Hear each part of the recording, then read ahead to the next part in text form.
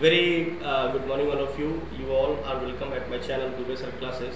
And today with me there is Latika ma'am, who is a very talented, versatile personality, and we have got the chance to talk with her. She had lots of questions to be asked to me, so I thought I should call her upon so that whatever questions she has, she could ask me, and I will be happy to answer her. Ma'am, very welcome to you on my channel. Thank you so much, Dubey sir. Thank you for your kind words. So to begin with, in simple terms, sir, tell us what is science? See, science is in a very simple language that you have asked. Science is the study of various materials. किसी भी तरह के सामान का, किसी भी वस्तु का क्रमबद्ध, सुसंगठित और सुव्यवस्थित ज्ञान.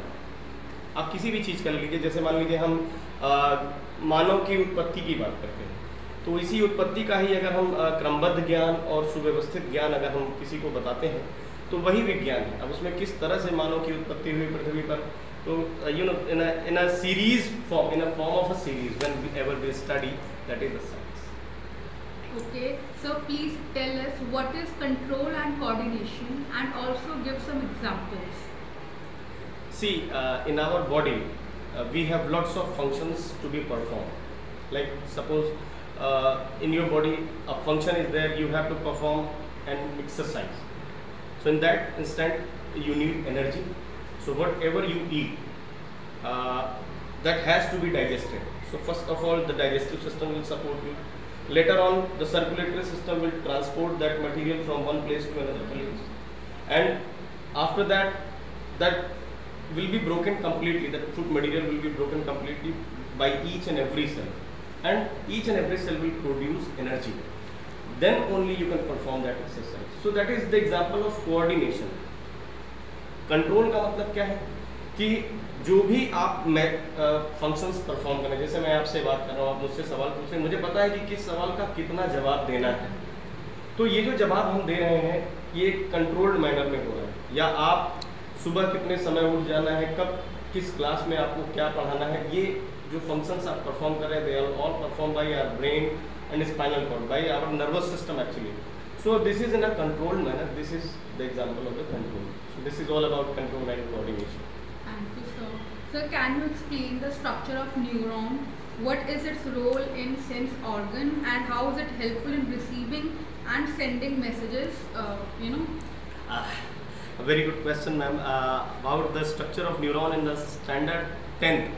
Whenever we go to the 10th standard, this question is being asked frequently. I think each and every year this question has been asked to prepare the diagram. But we don't understand the things clearly, so the time has come to understand it. So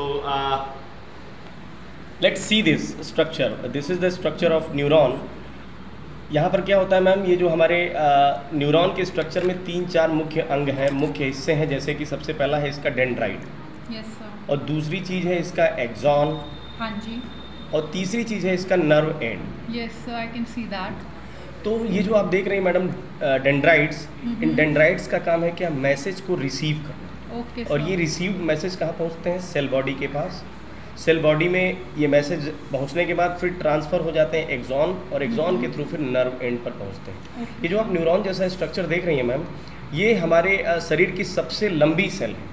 ये क्या करती है, जैसे ही कोई message हमने, जैसे मान लीजिए टच का मैसेज है, तो ये हमारे सभी सेंस ऑर्गन के पीछे प्रेजेंट है, चाहे वो नाक हो, आँख हो, मुंह हो, जीभ हो या स्किन हो, इन सभी सेंस ऑर्गन के पीछे ये प्रेजेंट है. तो इनका काम क्या है, मैसेज को रिसीव करना है. और जैसे ही मैसेज रिसीव होता है, उस केमिकल मैसेज को ये कन्वर्ट कर देते हैं इलेक्ट्रिकल मैसेज में. और जैसा कि आप जानती हैं, इलेक्ट्रिकल मैसेजेस जो होते हैं बड़ी ही तेज़ी के साथ ट्रांसफ़र होते हैं, तो ये तुरंत नर्व एंड तक पहुंच जाते हैं, और यहाँ पहुंचने के बाद फिर से क्या होते हैं, ये केमिकल मैसेजेस में कन्वर्ट हो जाते हैं. आप यहाँ पर स्ट्रक्चर देखिए, आपके न्यूरोमस्कुलर जंक्शन का कितने गहराई में ये न्यूरॉन्स आपके मांसपेशियों के फाइबर्स के बीच में जुड़े हुए हैं. और जिस जगह पर ये जुड़े हुए हैं वहाँ पर माइटोकॉन्ड्रिया की भी प्रेजेंस है, ताकि इनको ज़्यादा से ज़्यादा एनर्जी मिल सके. तो ये हमारे न्यूरॉन का स्ट्रक्चर है मैम, जिसका काम है कि मैसेज या स्टिमुलस जो भी इन्वायरमेंटल चेंजेस हो रहे हैं उनको रिसीव करो और उसके बाद उसके अकॉर्डिंग रिस्पॉन्ड.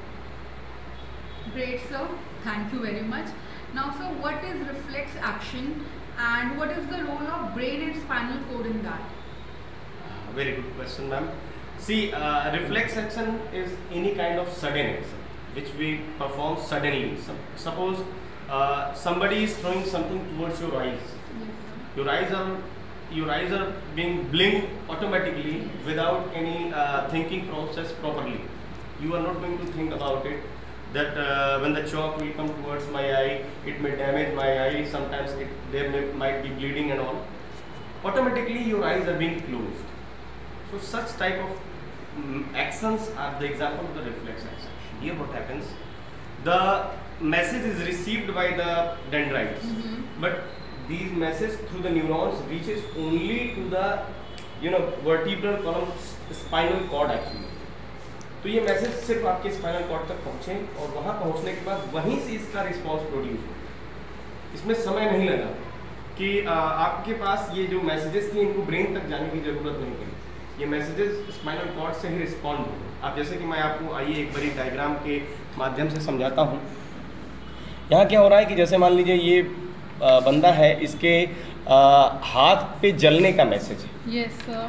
आप देख पा रहे होंगे कि यहाँ से ये जो जलने का मैसेज है, अचानक इसका जब हाथ यहाँ पर पड़ा तो ये मैसेज यहाँ पर हमारे न्यूरॉन्स प्रेजेंट थे जिन्होंने जिसका डेंड्राइट वाला हिस्सा मैसेज को रिसीव किया, और यहाँ पर सेंसरी न्यूरॉन्स थे जो मैसेज को ले गए, और ये मैसेज सिर्फ स्पाइनल कॉर्ड तक पहुँचा। हालांकि थोड़ा सा इसका हिस्सा ब्रेन तक भी जा रहा है, लेकिन मेनली ये क्या होता है, spinal cord only is responsible for this response. तो सेंसरी न्यूरॉन्स ने मैसेज रिसीव किया, रिले न्यूरॉन ने इसको पास ऑन किया, और मोटर न्यूरॉन ने सीधे सीधे इफेक्टर मसल्स के पास मैसेज भेज दिया। इफेक्टर मसल्स यानी जिनसे इफेक्ट को दिखाना है, बस तुरंत इसने क्या किया, कॉन्ट्रैक्शन हुआ वहाँ पर, और ये रिसीव हो करके तुरंत जो वहाँ की मांसपेशियाँ थी वो कॉन्ट्रैक्ट होकर के तुरंत वो बंदा क्या करता है, अपने हाथ को वहाँ से हटा लेता है। तो this is the example of reflex action, a type of a sudden action where thinking is not involve and neither the brain is involve but involve. Yes. Thank you, sir. Sir, can you give some examples in plants as well where control and coordination takes place? देखिए madam, हमें ऐसा लगता है या ऐसी एक जानकारी लोगों में फैलाई जाती है कि सिर्फ मनुष्यों में ही या सिर्फ जानवरों में ही इस तरह के कंट्रोल एंड कोऑर्डिनेशन देखने को मिलते हैं, जबकि ऐसा है नहीं।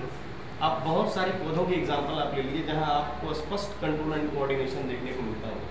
आपने पौधों में देखा होगा पत्तियाँ समय आने पर अपने आप झड़ जा रही हैं, बिल्कुल। फल पकने के बाद अपने आप पेड़ से टूट कर गिर जा रहे हैं। हाँ जी।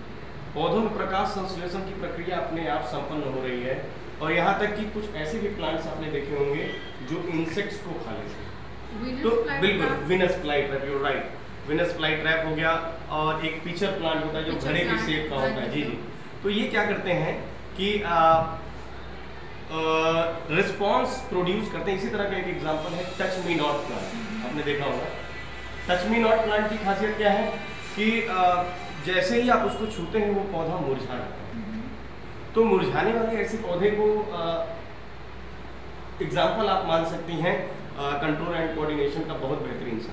सवाल उठता है कि आखिर ये कैसे मुरझा जाता है। एक्चुअली क्या होता है, जब हम उसके पौधे को टच करते हैं तो वो उस पोर्शन से वाटर का लॉस कर देता है, तो अगल बगल की जो एडजेसेंट सेल हैं वो उसकी पानी की भरपाई करने में लग जाते हैं, जिसकी वजह से उतनी देर तक वो सिकुड़ा ही रहेगा। फिर कुछ समय के बाद वो फिर से अपनी नॉर्मल साइज में वापस आता है।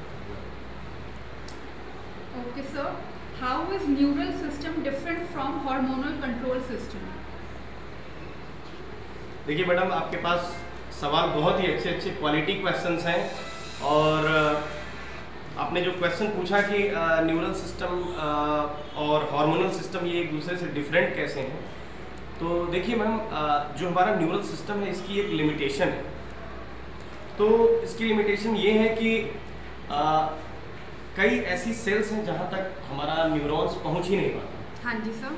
तो ऐसे कि इसमें हार्मोन की ज़रूरत पड़ती है, हालांकि वो उतने इंस्टेंट तो नहीं होते जितने न्यूरल रिस्पॉन्सेज होते हैं, हाँ जी सर। लेकिन हार्मोन्स ऐसी जगह पर काम करते हैं जहाँ न्यूरॉन्स पहुँच नहीं पाते। हर एक सेल के पास हार्मोन वहाँ मैसेज ले जाता है। हालांकि हार्मोनल सिस्टम उतना एक्यूरेट भी नहीं जितना न्यूरल सिस्टम है, लेकिन कहीं ना कहीं हमारे लाइफ का बहुत ही इम्पोर्टेंट पार्ट है जो हमारा हार्मोनल कंट्रोल सिस्टम, आपने बहुत सारे हार्मोन सुने होंगे, मेल ओरिएंटेड हार्मोन जो मेल के अंदर रिलीज हो रहे हैं, फीमेल ओरिएंटेड हार्मोन्स, तो ये सारे हार्मोन बहुत सारा रोल प्ले करते हैं। जैसा कि आप अगर चाहें तो बहुत सारे मैं एग्जांपल आपको दे सकता हूँ। जैसे कि आपने सुना होगा पिट्यूटरी ग्लैंड एक हार्मोन रिलीज करता है जिसका नाम है ग्रोथ हार्मोन, जो क्या करता है, हमारे शरीर की वृद्धि कर रहा है। आपने नाम सुना होगा एड्रिनल ग्लैंड का, आपने नाम सुना होगा थायराइड ग्लैंड का, ऐसे बहुत सारे हार्मोन्स आपने सुने होंगे मैम। तो हार्मोनल कंट्रोल सिस्टम उस जगह पर सक्सेसफुल है जहाँ न्यूरल कंट्रोल सिस्टम फेल आ जाए। Thank you very much, sir. I really got a very clear understanding of the concept. Now, sir, how is our brain designed? What are the various parts and their functions? Very good, ma'am. Very easy question you have asked. The design of our brain. You can see the structure of the brain. This is our brain. And yes, I can see that. The outermost portion of our brain is actually protected by what? Cranium. Cranium is the bony structure where the bones are connected with each other by fibrous joint, like the where there skull, is yes that is called skull. तो यहाँ पर क्या होता है कि इतना मजबूत ये लेयर है कि ये क्या करता है कि किसी भी बाहरी चोट से हमारे ब्रेन की रक्षा करता है। इसके अलावा अगर आप देखें तो इसके पास एक लिक्विड मटेरियल का भी एक लेयर भरा हुआ है जो क्या करता है, किसी भी तरह के शॉक या जर्क को क्या कर लेता है, एब्जॉर्ब कर लेता है। बिल्कुल बिल्कुल yellowish colour, no out of या just behind this and above this जो लिक्विड मटेरियल भरा हुआ है that is actually pleural membrane. ये क्या करता है कि कहीं ना कहीं एक सुरक्षा प्रदान करता है, शॉक्स को एब्जॉर्ब करता है। इसके आप नीचे अगर चलें तो आपका ब्रेन का हिस्सा शुरू होता है जो 3 भागों में बटा हुआ है। आपका ये हो गया फोर ब्रेन, ये पोर्शन हो गया मिड ब्रेन, और ये जो पीछे का हिस्सा हो गया ये हो गया आपका हिंड ब्रेन। आपको मैडम ये जान के बड़ा आश्चर्य होगा कि ये जो ब्राउनी पोर्शन है ये सब का सब फोर ब्रेन का हिस्सा है, और जिसके पास ये हिस्सा जितना ही बड़ा है वो उतना ही बुद्धिमान और समझदार है। ये मैंने सुना है। जी जी, तो आपके ब्रेन का साइज जो है डिफाइन करता है आपका इंटेलिजेंस। जी बिल्कुल। तो ब्रेन का साइज अब ये ब्राउन मैटर्स हैं, जितना ये ज़्यादा होंगे उतना ही स्मरण शक्ति और उतना ही क्विक रिस्पांस पावर हमारे अंदर आता है। I just have one more question to ask. जैसे आपने बताया कि जो ब्राउन पाउडर जितना ज़्यादा होगा उतना ज़्यादा कोई इंटेलिजेंट होगा, सो ये बाय बर्थ होता है या विद एज इसको डेवलप किया जाता है? देखिए मैम, अगर ऐसा कुछ होता कि with age it could be developed, तो सबसे पहले तो मैं डेवलप करता हूँ उन सभी तरीकों को अपना करके। ऐसा होता नहीं, these are all determined by the gene. Yes, it could be made strong. अब अगर आप कहिए कि जैसे जन्म मैंने जब लिया तो मैं बहुत होशियार था, मेरे पास बहुत अच्छा ब्रेन साइज था, लेकिन मैंने उसको गलत कामों में इन्वॉल्व कर दिया या कहीं प्रोडक्टिव वर्क में मैं लगाया ही नहीं, तो how could it be develop? As much you are exercising with your brain, as much development you could also. So it's not a matter of the genetic or either the environment, both of the factors are responsible actually. तो आप अगर brain के size में आए ma'am, तो brain के size में आप देखेंगे कि ये फोर ब्रेन है। फोर ब्रेन आपका 3 भागों में बटा हुआ है, सेरेब्रम, थैलेमस और हाइपोथैलेमस। जिसमें जो सेरेब्रम है इसका काम ये है, ये सेरेब्रम आपका इसका काम है जितने भी वॉलंटरी एक्शंस आपके अंदर हो रहे हैं, जैसे कि आपका सोचना, आप सोच समझ के अपने हाथ को चला रहे हैं, क्या लिखना है, क्या बोलना है, जितनी भी थिंकिंग वाला प्रोसेस है ये सब सेरेब्रम के द्वारा कंट्रोल होता है। जबकि आपका जो हाइपोथैलेमस है, हाइपोथैलेमस का काम आपकी भूख को, आपकी प्यास को, आपके attraction with the opposite sex partner, whatever the feeling of fullness, whatever the messages are there, they are all controlled by the forebrain. Midbrain सिर्फ और सिर्फ कनेक्शन का काम करता है फोर ब्रेन और hindbrain के बीच में। इसका एक हिस्सा है कॉर्पोरा क्वाड्रिजेमिना, ये 4 क्वाड मतलब आप समझती 4 छोटे छोटे लोब्स में बटा हुआ है मिड ब्रेन। मेन हिस्सा है आपका ये हिंड ब्रेन जो कि 3 भागों में बटा हुआ है, पॉन्स, सेरेबेलम एंड मेडुला। ये जो पॉन्स वाला हिस्सा है मैम, इसका काम है रेस्पिरेशन में सहयोग करना या इस तरह के कुछ इन्वॉल्यूंटरी एक्टिविटीज़ में। सेरेबेलम यहाँ पर जो है ये सेरेब्रम से भिन्न है, यहाँ स्पेलिंग में कई बार हम कंफ्यूज हो जाते हैं। Cerebellum, yes. तो सेरेबेलम का काम है मैडम बॉडी की बैलेंसिंग करना। जो हमारा शरीर है, आप देखते होंगे जो कोई शराबी होता है वो अपने बॉडी को कंट्रोल नहीं कर पाता है, तो body balancing is all controlled by the cerebellum, and actually the wine और the whisky which a person takes, it affects on the cerebellum, that's why he is unable to control. Medulla का काम क्या है? Medulla का काम है जो other involuntary activities हैं, जैसे कि सर्कुलेशन या आपके अंदर जो चल रहा है डाइजेशन, इन सभी एक्टिविटीज़ को कंट्रोल करना। सर हार्ट बीट किस में आएगा? देखिए हार्ट बीट का कंट्रोल भी आपके मेड्यूला में ही आ जाएगा। जितनी भी इनवॉल्यूंटरी एक्टिविटीज़ हैं ये थोड़े से स्पेसिफाइड, अदरवाइज ये सारे के सारे मेड्यूला में ही आएगा। So what are different hormones in our body and what are their functions? देखिए मैडम, जो मनुष्य के हार्मोन की अगर आप बात करती हैं तो वो पुरुष हो या महिला हो, कुछ हार्मोन्स इनमें कॉमन है। बेसिक बॉडी डिजाइन हमारी आपकी या किसी भी महिला और पुरुष की क्या है, सेम है। लेकिन कुछ स्पेशल ऐसी ग्लैंड्स हैं जो हार्मोन्स रिलीज करती हैं। तो आपको मैं जैसे सबसे पहला हार्मोन बता दूं, आपके हाइपोथैलेमस से रिलीज होता है रिलीजिंग हार्मोन या इनहिबिटिंग हार्मोन। मैं एक बार आपको डायग्राम के माध्यम से समझाऊंगा मैम, तो और क्लियर हो जाएगा आपको। ये जैसे रिलीजिंग हार्मोन हाइपोथैलेमस का काम क्या है, ये क्या करता है, पिट्यूटरी ग्लैंड को मैसेज भेजता है कि भाई, चूंकि ये क्या है, पिट्यूटरी ग्लैंड मास्टर ग्लैंड है, हमारे शरीर की जितनी भी ग्लैंड्स हैं इन सबको कंट्रोल करता है। तो पिट्यूटरी ग्लैंड क्या करता है, यहाँ से मैसेज को रिसीव किया, यहाँ से हाइपोथैलेमस क्या करता है, पिट्यूटरी ग्लैंड को मैसेज देता है कि भाई अब तुम क्या करो, रिलीज करो या रोको।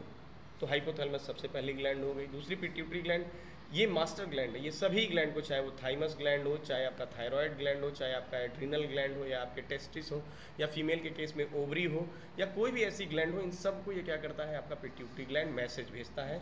और जब ये मैसेज भेजा को उसी हिसाब से वो फंक्शन करते हैं। फिर मैसेज आपका आगे बढ़ता है आपके थायराइड ग्लैंड पे। थायराइड का काम मेटाबॉलिज्म को संभालना। पैनक्रियाज का काम आप जानती ही हैं, इंसुलिन को रिलीज करना जो ब्लड में ग्लूकोज लेवल को मेंटेन करता है। एड्रिनल ग्लैंड जो होता है ये महत्वपूर्ण रोल प्ले करता है, क्योंकि ये रिलीज करता है एड्रिनलीन हार्मोन, जो हमें फाइट यानी लड़ने या उड़ने के समय में एक अजीब सी एनर्जी प्रोवाइड करता है। तो ये आपका एड्रिनलीन हार्मोन रिलीज करता है। टेस्टिस मेल में क्या करता है, मेल ओरिएंटेड फंक्शन के लिए रिस्पॉन्सिबल है, जैसे कि उनकी दाढ़ी निकलना, उम्र पर widening off shoulder and all. और फीमेल ओरिएंटेड कैरेक्टर के लिए जो फीमेल में पाई जाने वाली ओवरी है वो रिस्पॉन्सिबल है। तो ये हो गए आपके हार्मोन के बारे में, एनिमल के बारे में। हार्मोन मैंने आपको बताया जैसा कि जहाँ पे आपका नर्वस सिस्टम कंट्रोल कर पाने में असमर्थ हो जाता है या जहाँ तक उसकी पहुँच नहीं हो पाती है, वहाँ हार्मोनल सिस्टम मजबूत रोल प्ले करता है। थैंक यू सर, आज बहुत नॉलेज एनहांस किया आपने मेरी। And now sir one last question, what inspired you to become a science teacher? देखिए शुरू में ऐसा था कि अपने घर में ही छोटे भाई को मैं पढ़ाता रहता था और धीरे धीरे मैंने देखा कि उसका रिस्पांस काफ़ी अच्छा होने लगा। फिर मैंने एक आध बारी क्या किया, 2-4 बच्चों को पढ़ाया और उनका भी रिजल्ट काफ़ी अच्छा हुआ। तो धीरे धीरे मुझे ऐसा लगने लगा कि मुझे पढ़ाने का टैलेंट ठीक ठाक है। पढ़ने लिखने में मैं शुरू से थोड़ा अच्छा रहा, होशियार रहा। तो बच्चों के रिजल्ट ने एक्चुअली मुझे इंस्पायर किया and the feedback of the parents inspired me to be a teacher. तो आपको भी मैडम मैं बहुत बहुत धन्यवाद के लिए दिया। साथ ही साथ आप अपने उन क्वेश्चन को फ्रैंकली मुझसे पूछ पाई जो आप जनरली रफली मुझसे आते जाते पूछा करती थी। मैंने कहा कि भाई आप सभी क्वेश्चन का एक ग्रुप बना लीजिए, एक कलेक्शन ले आइए, तो एक वीडियो हम करेंगे। And I am very thankful to you. Again we will call you whenever you will have such type of any question and I'll be happy to answer you. Thank you very much Dubey sir. Thank you very much.